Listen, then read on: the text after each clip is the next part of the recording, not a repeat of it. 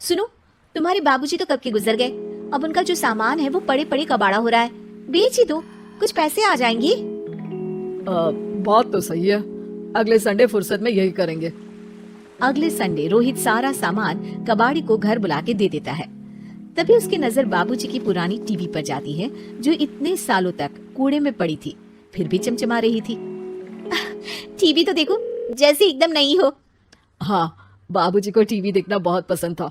उनका सपना था कि वो टीवी पे आए। एक बार मौका भी था जब वो अपने गांव के गाने सुनाने किसी चैनल पर जाने वाले थे, पर मैं और मेरा भाई लड़ पड़े और बाबूजी को घर पर ही रुकना पड़ा। चला के देखें क्या? हाँ हाँ, क्यों नहीं, देख लेते हैं। पर शायद ही चले। बाबूजी ने उस लड़ाई के दिन के बाद टीवी देखना ही छोड़ दिया था। टीवी चालू करने के लिए उसमें केबल वायर लगा दिया जाता है। एक न्यूज चैनल चालू हो जाती है। स्वर्ग की सीढ़ी के रास्ते हैं तीन, तीनों के तीन रास्ते हैं संगीन। पहला रास्ता है सांप की बीन, दूसरा रास्ता घर में बिछा कालीन, तीसरा रास्ता कलकत्ता से चीन। ये क्या बकवास खबर है, कुछ अच्छा लगा दो।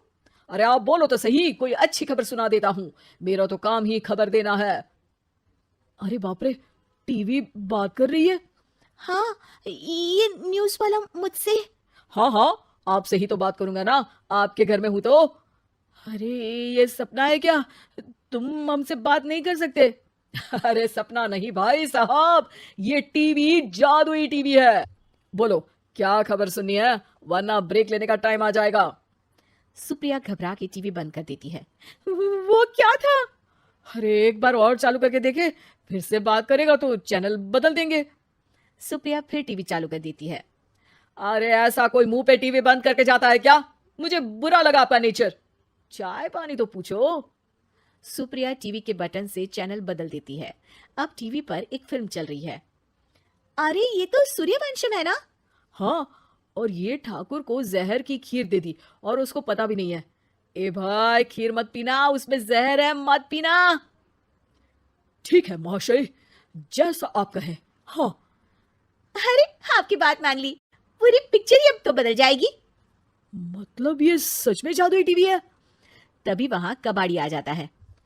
भैया टीवी के 150 रुपए दूंगा, चलेगा? अरे 1.5 करोड़ में भी ना दे तुमको ये टीवी हम। अरे 1.5 करोड़ खरीदने को होते तो तुम्हारे घर में ये पानी चाय नहीं पीता, अंबानी या टाटा के घर बैठा कोल्ड कॉफी पीता। रोहित कबाड़ी का हिसाब करके उसे वहां से चलता करता है और अपने भाई शशिकांत को फोन लगा के बुलाता है। शशि थोड़ी ही देर में वहां पहुंच जाता है। क्या हो गया भैया? अरे बाबूजी का टीवी याद है? हाँ हाँ, जिसमें घुसे रहते थे हमेशा वो, और अपने को कुछ नहीं देखने देते थे। अरे वो अब जादुई टीवी बन गया है। भैया आपकी बकवास करने की आदत अब तक नहीं गई। अरे आपके घर में बच्चे हैं, अब तो बड़ों जैसी बात करो। रोहित जाके टीवी चालू कर देता है। टीवी पर एक जादू का शो हो रहा है जिसमें एक जादूगर है। अब मैं अपनी टोपी में से कबूतर निकालूंगा। श्रिंग ब्रिंग शरिंग बम फोपा फुफी फुफा पाउ। टीवी से कबूतर निकलता है और शशिकांत के सर पर आकर बैठ जाता है। भैया ये क्या हो रहा है? भैया इसे उड़ाओ। ए कबूतर, जा जा, कबूतर चल निकल। अब मैं टोपी में से सांप सुनते ही शशिकांत कांप जाता है और भाग के टीवी बंद कर देता है। भैया सॉरी भैया, मैं समझ गया ये सच में जादुई टीवी है, पर एक बार और ट्राई करते हैं। पर भाभी कोई दूसरा चैनल लगावा जिसमें डर ना लगे। सुप्रिया टीवी चला देती है और न्यूज लगा देती है। अरे कितने दिनों बाद मुझे याद आया, बताइए क्या खबर सुनाओ। और ये नया आदमी कौन है? ये मेरा भाई है शशिकांत। ओह यस, वही है ना जिससे तुम लड़ लिए थे किसी बात पे और तुम्हारे बुढ़ाओ पिताजी गुस्सा हो गए थे और टीवी को संन्यास दे दिया था। हैं?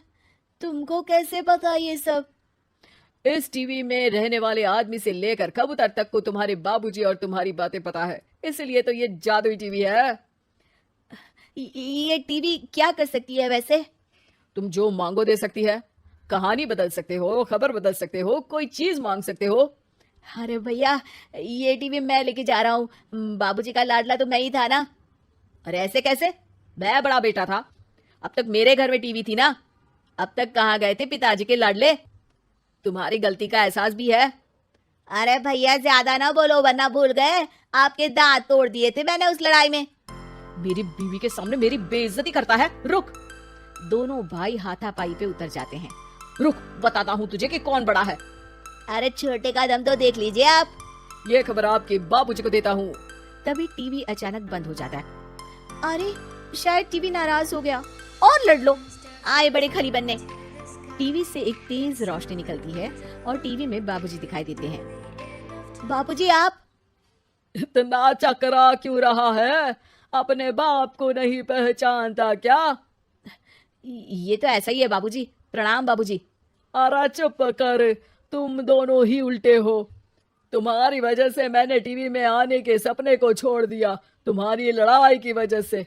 और तो और, जितना मैं अपनी बीवी को नहीं देखता था उतना टीवी को देखता था, वो भी छोड़ दिया तुम दोनों की लड़ाई की वजह से। और अब मरने के बाद जब मैंने टीवी को जादुई टीवी बना दिया तो भी तुम इसका फल लेने की जगह लड़ रहे हो। अरे तुम तो लायक ही नहीं हो, अब तुमको बाबा जी का ठुल्लू भी नहीं मिलेगा। बाबूजी चले जाते हैं। टीवी बंद हो जाता है। रोहित और शशिकांत गिड़गिड़ा के टीवी के सामने हाथ जोड़ के बाबूजी को बुलाते हैं, पर टीवी सिर्फ धुआं निकालता रहता है।